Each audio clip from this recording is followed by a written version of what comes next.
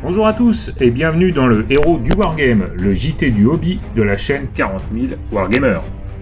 Aujourd'hui au programme Warhammer Community, puis les sorties de la semaine sur le site Games Workshop et enfin un petit tour sur T3 pour les tournois de l'Hexagone. Sur Warhammer Community, beaucoup de news en rapport avec la sortie imminente de la V9 et notamment le réveil du Skorpek Destroyer, une nouvelle unité Necron plutôt classe, spécialisée en corps à corps avec une arme de mêlée de force 2, PA-4 et dégâts flat 3. Toujours sur Warhammer Community et toujours de la V9 avec un article intitulé « Le nouveau 40 000, le jeu que vous aimez, mais en mieux ». En bref, la V8 c'était génial, la V9 c'est encore mieux. On nous dit ici que les testeurs sont enthousiastes et notamment à cause de la nouvelle phase de commandement. Celle-ci n'est pas sans rappeler AOS.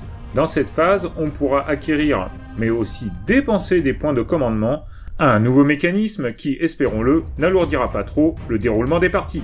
On ne s'attardera pas cette semaine sur les news concernant le Rumor Engine, le concours de peinture et le focus sur l'Astra Militarum dans Aeronautica Imperialis pour nous concentrer sur les news V9 et notamment celle qui s'intitule « Rejoins la croisade ». Cet article semble plus orienté vers le jeu narratif. On nous y explique que les nouvelles règles de campagne seront propres à chaque codex et qu'elles vont nous permettre de jouer des parties liées entre elles par une même trame narrative. À partir d'un petit détachement, on pourra développer notre armée au fur et à mesure des parties que l'on va jouer. Un mécanisme déjà vu dans Warcry. Cela semble très intéressant, surtout dans l'optique d'une pratique de jeu en club. En club, oui, mais pas seulement, puisqu'il semblerait qu'en tournoi, on puisse jouer avec son armée qui se serait développée au gré des parties précédentes. À voir comment équilibrer le jeu dans ce cas précis. En tout cas, l'idée d'une campagne permanente où toutes les parties jouées seraient liées entre elles, nous, on trouve ça génial. Warhammer Community encore avec une interview de Mike Brandt, rien à voir avec le chanteur de Sedam, puisqu'il s'agit ici d'un testeur de la V9 de 40K. Celui-ci nous explique que l'accent a été mis sur le travail des scénarios, le travail des missions. Elles sont au nombre de 4 de base. Et celle-ci comporte de nombreuses missions dans une volonté d'équilibre des forces et pour éviter les listes trop méta faites de spam. Chaque camp devra choisir des objectifs secondaires à la manière des scénarios ITC. On voit ici la volonté de Games Workshop d'unifier les différents formats de jeu compétitifs.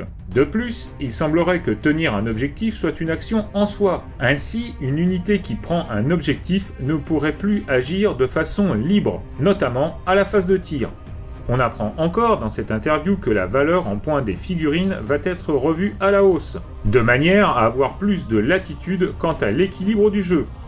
On peut en déduire que, peut-être, comme à AOS, le nombre de figurines dans une unité influera sur le coût unitaire de celle-ci. Games Workshop nous présente aussi une application qui devrait sortir en même temps que la V9 et qui aura des fonctionnalités proches de celles de Highland 40K. Toujours sur Warhammer Community, qui nous gâte avec l'arrivée de la V9, prendre le contrôle de vos points. Il est indéniable qu'un des meilleurs mécanismes de la V8 de 40K, c'est l'apparition des points de commandement. Il semble que Games Workshop poursuive dans cette voie innovante avec la V9. Voyons ce qui nous est annoncé. Plus de points de commandement, toujours plus. Les deux joueurs en recevront le même nombre en rapport avec la taille de la bataille jouée. De fait, le mécanisme semble inversé par rapport à la V8. Les détachements vous coûteront des CP. Dans une optique de campagne permanente, on imagine tout de suite l'intérêt de ce mécanisme. Cela devrait aussi limiter les abus et faire la part belle au monocodex. On apprend aussi que l'on peut gagner des PC à chaque phase de commandement. Perso, je trouve cela presque dommage dans l'idée d'une stratégie globale et d'une gestion de la bataille au long cours. J'aimais bien l'idée de garder ces atouts pour un retournement en fin de game. Il nous est indiqué aussi qu'il y aura plus de stratagèmes en commun, ils seront au nombre de 7, avec notamment un stratagème anti-désengagement, coucou à Messieurs Leto, on lance un dé par figurine qui se désengage et sur chaque 6, c'est une BM. Pour finir avec Warhammer Community et les news 40K, L'article 4, taille pour tous. Dans cette news, Games Workshop nous fait un focus sur les 4 tailles de bataille recommandées. La patrouille, environ 500 points, incursion, environ 1000 points, force de frappe, 2000 points et assaut, 3000 points. On peut y voir le nombre de détachements et la durée approximative des parties. Chaque taille de bataille a ses propres missions définies aléatoirement. Ainsi, il y aura 18 missions différentes en jeu égal Eternal War. On trouve aussi dans cet article les premiers visuels des missions. On passe maintenant à la deuxième partie de notre JT avec les sorties Games Workshop. Désormais disponibles de nouvelles unités pour l'Adeptus Mechanicus. Nous les avions déjà vues avant le confinement et leurs règles seront disponibles dans l'éveil psychique Guerre mécanique. Ce livre de campagne regorge de règles pour l'Adeptus Mechanicus, les Imperial Knights, les Chaos Knights et les Chaos Demons. Le livre raconte aussi une épopée qui détaille l'impact de la Grande Faille sur Mars et en quoi le pouvoir et l'influence de l'Adeptus Mechanicus ont décru par la suite. Cela a eu pour effet de faire réagir Mars en lançant de nombreuses flottes de récupération afin de redevenir un acteur de premier plan au sein de l'Imperium. Ce livret contient le contexte historique sur la formation de la Grande Faille avec de nouvelles missions, des règles théâtre de guerre sur les fumerolles toxiques, des règles d'armée étendues pour l'Adeptus Mechanicus et les Imperial Knights, dont les classiques traits de seigneur de guerre, stratagèmes et reliques, mais aussi des règles d'armée étendues pour les Chaos Knights et les Chaos Demons, avec, là aussi, les classiques traits de seigneur de guerre, stratagèmes et reliques. En bonus, vous y trouverez les règles pour les démons majeurs exaltés.